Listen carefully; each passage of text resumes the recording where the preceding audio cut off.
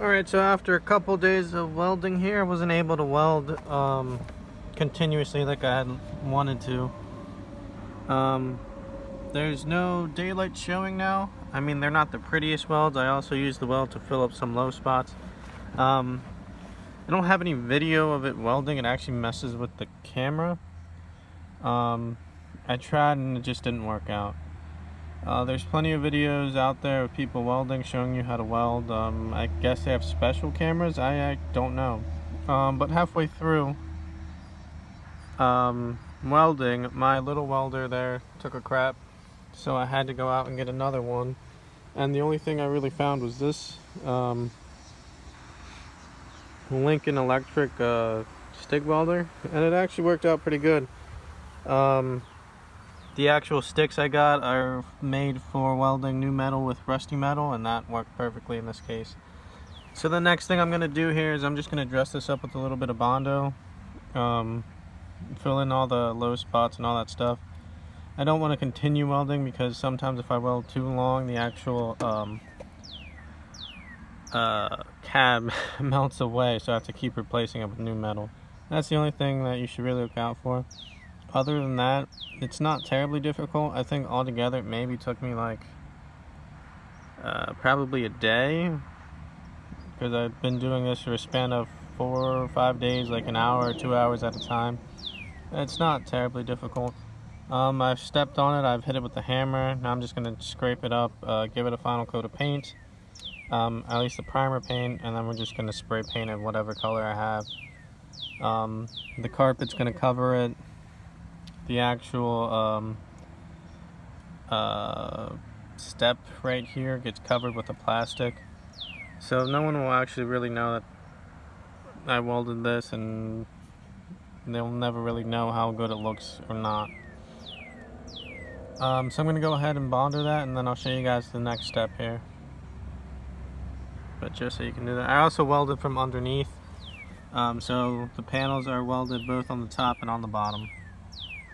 And for this type of application, what I normally use is this rustoleum rust reformer.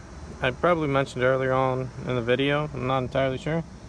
But really, I don't care if it runs, as long as it gets into every crevice that could possibly get rusted. Again, I'm not worried about the bottom. No one's gonna ever see this. If it was like a side panel, I'd probably be a little bit more worried about appearances, but I just spray it on everything. If it runs, it runs. It really doesn't matter.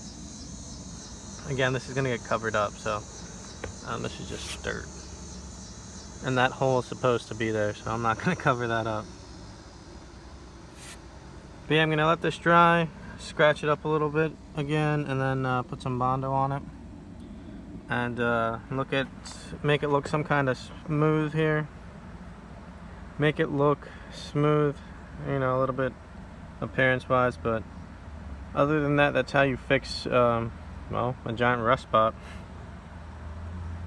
So I'll show you guys what it looks like when I'm finally finished with it. Alright, so here we see the inside of the door. It's covered up with bondo now. It's already set. I've already sanded some of it pretty smoothly. So the most that's going to be visible is here, and that's not too bad. Over there I do have some little air bubbles and gaps there. I can always go back and touch it up. Here it's pretty smooth. Here it's pretty smooth. And there it's a little bit more difficult to sand, but it's not terrible. For something that's probably not going to be seen, I don't think it really matters too much here. So the next thing is paint. I'm just going to go hit it with a primer. It's going to be the same primer I've been using. The rustoleum, what is it? The rustoleum rust reformer.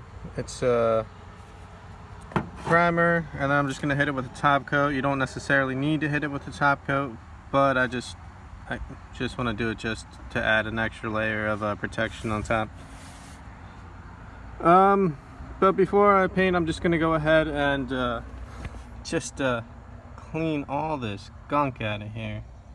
And that's just from years, I guess, of being a farm truck and a work truck. I'm just going to go take my shop vac and vacuum all this out quickly. And vacuum all the dust here from the bondo. And I'll be back. So I came back and I hit it with that Rust-Oleum rust reformer here, the primer. I'm gonna let it dry a little bit, and then I'll come ahead and scuff it up and throw a top coat on it. But what I also did inside is anything that might have remotely looked like rust after I cleaned it, I just hit it with that rust reformer real quick to hopefully prevent anything else from spreading.